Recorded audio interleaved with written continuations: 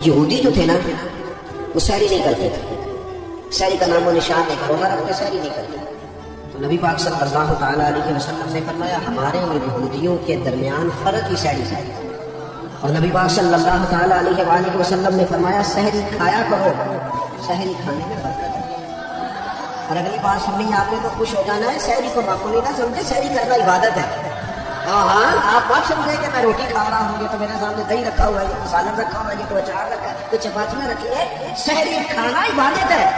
ترغیب و ترہیب میں حدیث ہے، اللہ کرے یہ کبھی چسکا لگ جائے، یہ والا مزہ آ جائے تو پھر تو گھر میں دسترخوان نہیں بچھا ہوا ہوگا، پھر تو رنگ ہی کوئی اور ہوگا۔ حضور فرماتے ہیں اللہ تعالیٰ اور اس کے فرشتے سحری کھانے والوں پر رحمتوں کا نزول فرماتے ہیں۔